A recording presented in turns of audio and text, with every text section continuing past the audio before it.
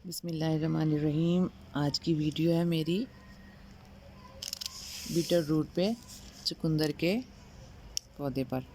चुकंदर को कैसे हम लगा सकते हैं, तो चलें वीडियो शुरू करते हैं। चुकंदर लगाने के लिए जो मैंने जगह डिसाइड की है, ये लेमन ट्री का बड़ा सा पॉट है मेरा, इसके अंदर ही मैं लगाऊंगी।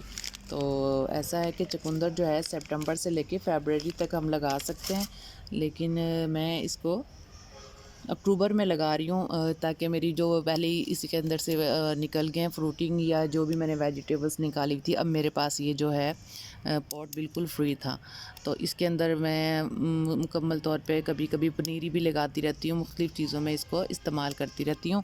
तो अभी बेहतर है कि मैं इसके अंदर चुकंदर लगा दूँ। और मेरे पास दो ऑप्शन थे, मैं इसके अंदर शिमला मिर्च भी लगा सकती थी, लेकिन शिमला मिर्च मैं इसके अंदर नहीं लगाऊँगी।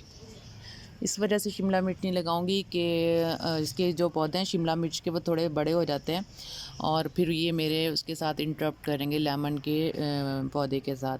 इसलिए मैंने बेहतर सोचा है चुकंदर जो है चुकंदर जो है रूट्स में है, रूट नीचे जाएगी और इसके पत्ते ऊपर से अगर मैं थोड़े बहुत काट भी लूँ तो कोई इशू नहीं है, रूट इसकी एज इट इज़ रहेगी। इसलिए मैंने बेहतर समझा कि ये, और वैसे भी ये बहुत गहरा सा है, इसकी न्यूट्रिशन से फुल है, तो बेहतर ये कि इसके अंदर चुकंदर यानी कि रूट वाली वेजिटेबल लगा ली जाए, वो ज़्यादा बेहतर रहेगी। तो मैं ये ऑप्शन 2 ही मैं यूज़ करूँगी, चुकंदर के इसके अंदर लगाऊंगी। अच्छा, तो मैं बता रही थी कि चुकंदर को हम सितंबर से फरवरी तक लगा सकते हैं, लेकिन मैं चुकंदर को अक्टूबर में लगा रही हूँ। अक्टूबर में भी इस वजह से लगा रही हूँ, एक तो मेरे पास टाइम है अक्टूबर में लगाने का, और दूसरी बात ये कि अक्टूबर में लगाकर फरवरी तक मेरे पास टाइम होगा कि जो मैं बीज यानी कि जो मैं इसके तैयार होने के बाद चुकंदर निकालती रहूँगी, मेरे पास स्पेस बनती रहेगी, मैं उसकी रीग्रो भी करती रहूँगी, ताकि मैं फरवरी या अप्रैल तक जो चुकंदर हैं मैं इनको इस्तेमाल कर सकूँ। और चुकंदर के फ़ायदे आपको अच्छे तरीके से मालूम होंगे, अगर नहीं तो मैं भी थोड़ा सा बता देती हूँ जितना मुझे पता है। सबसे अच्छा चुकंदर का फ़ायदा ये रहेगा कि चुकंदर जो है ना, हार्ट पेशेंट के लिए बहुत बेहतर रहता है। कॉरोनरी जो डिज़ीज़ होती है ना, उसके अंदर चुकंदर को रॉ आप ले लें, रॉ भी यानी कि एज अ सैलेड यूज़ कर लें, जूस ले लें, डिपेंड करता है। अगर ओल्ड एज है पेशेंट बहुत ज़्यादा हमारा, तो हम उसे जूस फॉर्म में दे सकते हैं। चलें, तो अब चलते हैं जनाब इसकी बिजाई की तरफ। बिजाई के लिए ये नीट, जैसे मैं बता रही थी, थोड़ी सी मैंने गुड़ाई कर ली है। गुड़ाई करने के बाद पर्पल हार्ट भी मैंने पूरा निकाल दिया है इसके अंदर से, और पर्पल हार्ट निकालने के बाद मैंने ये जो कंपोज़ की मिट्टी है ये मैंने इसके अंदर डाल दी है। ये मेरा लीव कंपोज़ रहेगा बाकी पौधों को बनाने के लिए। ये मैंने तकरीबन 1 बकेट भर के इसकी अच्छी तरह से निकाल ली है बास्केट। और जो पर्पल हार्ट थे वो मैंने सारे निकालने के बाद, कटिंग करने के बाद, मैंने बहुत अच्छे से तरीके से उसकी ये हैंगिंग बास्केट भी बना दी है। उसकी ना हैंगिंग बास्केट उसकी मैंने बना दी है, ताकि ये मेरे हर पर्पल हार्ट जो है, मुझे बड़ा दुख था काटने का, तो अब ये मेरे पास अच्छा सा मीडिया एक बन गया है लगाने के लिए चुकंदर के पौधे। तो अब मैं लगा लूँगी इसको। इसके लगाने का ये है कि सबसे पहले मिट्टी को मैंने ना अच्छी तरीके से गुड़ाई कर ली थी। मैंने गुड़ाई करने के बाद मिट्टी को तकरीबन 3-3 इंच के फासले पे मैं सुराख कर दूँगी ना। ये देखिए, यानी कि जितना भी उसकी चुकंदर की मोटाई है उस हिसाब से 3-3 इंच के फासले पे मेरे ये हो जाएंगे सुराख मिट्टी में। तो सुराख कर लेने के बाद मैं अच्छे तरीके से इनको निकाल लेती हूँ बीज को सारे। ये जनाब चुकंदर के बीज आ गए।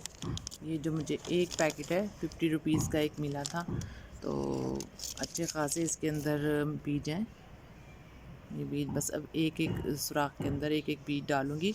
और जो सुराख है वो मैंने तकरीबन आधे आधे इंच के फासले पे आधे आधे इंच जो है वो मैंने गहरा किया है ना सुराख, आधा आधा इंच मैंने गहरा किया है सुराख।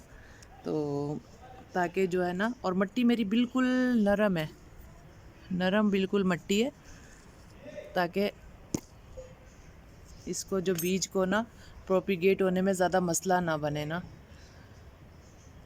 और थोड़ा सा वैसे मिट्टी मेरी नरम भी है क्योंकि 2-3 दिन से बारिशें आ रही थी, बहुत सॉफ्ट है मिट्टी, इसलिए गुड़ाई में भी बहुत आसानी हुई है। और उसके अलावा इसको हल्का सा मैं पानी जो है वो स्प्रिंकल करती रहूँगी, बस ये सुराख हल्के हल्के से बस बंद कर दूँगी। इस तरीके से सारे ये मैं जो बीज है वो लगा लूँगी और तकरीबन विदिन 1 वीक इसके अंदर हल्की हल्की सी जो है जर्मिनेशन स्टार्ट होगी।